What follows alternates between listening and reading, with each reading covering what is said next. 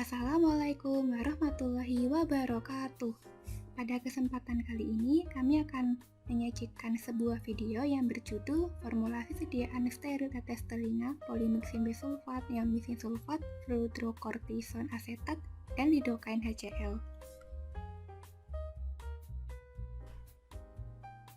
Video ini disusun oleh kelompok D3 Praktikum Formulasi dan Teknologi Sediaan Steril yang terdiri dari Ayu Lestari, Aziza Indri Astuti, Diki Cesara, dan Diah Puspitasari. Pertama-tama, tetes telinga merupakan sediaan berupa larutan atau suspensi yang mengandung air atau gliserin atau pelarut lain untuk penggunaan telinga luar. Salah satu contohnya adalah sediaan tetes telinga yang mengandung komposisi polymyxin bisulfat, neomycin sulfat, fludrocortisone asetat, dan lidocaine HCl. Polymyxin bisulfat dan neomycin sulfat merupakan antibiotik dengan spektrum luas yang aktif terhadap berbagai mikroorganisme, yaitu Pseudomonas aeruginosa, Staphylococcus aureus, Escherichia coli, Klebsiella, Enterobacter sp, dan Neisseria sp. Kemudian, fludrocortisone asetat merupakan bahan aktif yang mempunyai khasiat anti radang, anti alergi, dan anti pruritus. Sedangkan lidocaine HCl merupakan anestesi lokal yang efektif untuk mengurangi rasa sakit pada infeksi telinga. Obat ini digunakan untuk mengobati otitis eksterna akut dan kronis yang disebabkan oleh bakteri yang peka terhadap polymyxin dan neomycin sulfat. Kemudian, berikut ini merupakan contoh produk yang telah didesain oleh kelompok kami. Produk ini merupakan sediaan tetes telinga bernama Irital dengan volume 10 ml.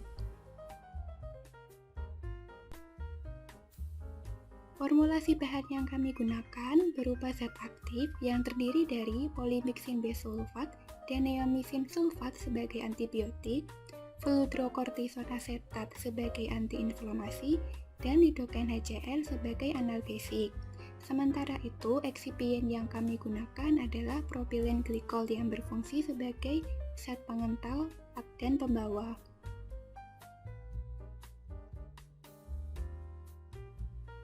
Alat-alat yang digunakan pada formulasi pembuatan sediaan tetes telinga antara lain yang pertama gelas kimia, kaca arloji, batang pengaduk, corong, kertas saring, pipet tetes, spatel, kertas perkamen, botol, aluminium foil, dan membran filter yang disterilisasi dengan metode panas kering selama 1 jam. Alat berikutnya merupakan Erlenmeyer yang disterilisasi dengan metode panas kering selama 15 menit.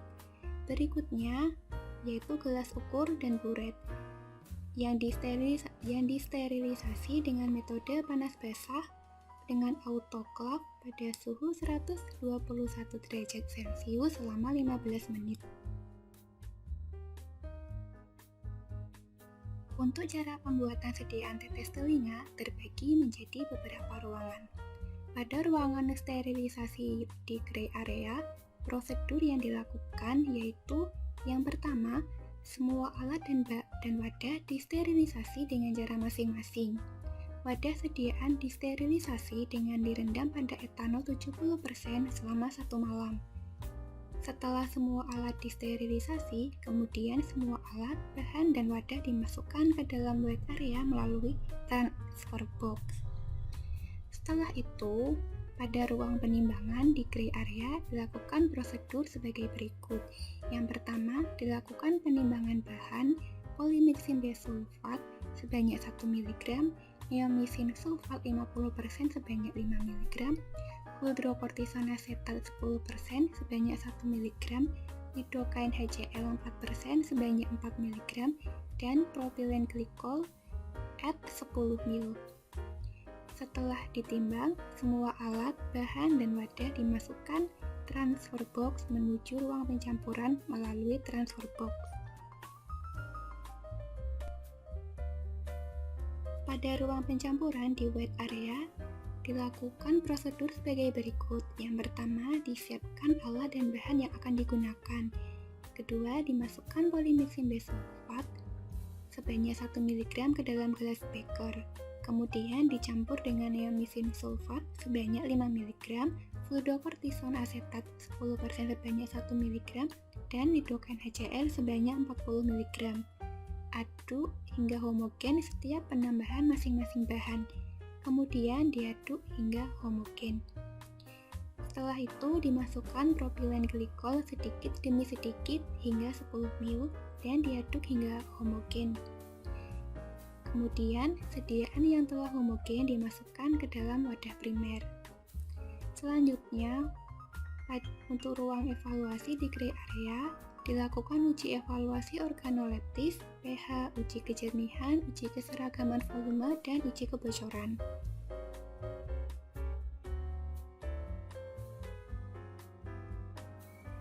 Produk yang sudah jadi atau siap dipasarkan selanjutnya dikemas dengan kemasan yang telah didesain sebelumnya.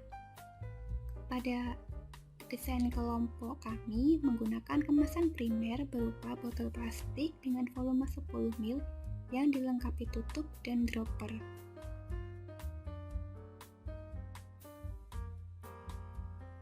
Sementara itu, untuk kemasan sekunder yang digunakan berupa dus dari bahan karton. Pada samping kemasan dilengkapi informasi seperti dosis, aturan pakai, efek samping, indikasi, kontraindikasi, penyimpanan, dan tanggal kadaluarsa.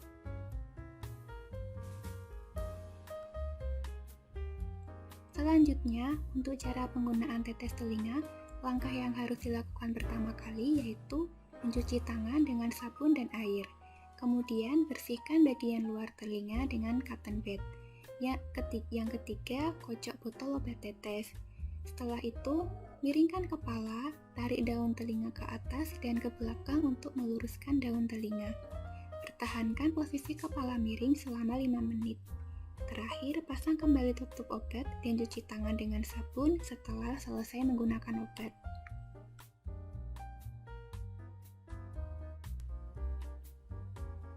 Ketika menggunakan obat ini, perlu diperhatikan beberapa hal, seperti dosis penggunaan untuk dewasa yaitu 4-5 tetes dalam 3-4 kali sehari.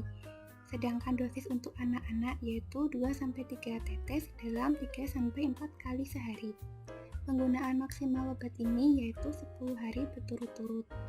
Obat ini dikontraindikasikan bagi pasien yang hipersensitif terhadap kandungan zat aktif obat. Efek sampingnya meliputi rasa menyengat dan terbakar pada saluran telinga tengah, urtikaria, atau edema. Obat ini merupakan obat keras yang dapat diperoleh hanya dengan resep dokter.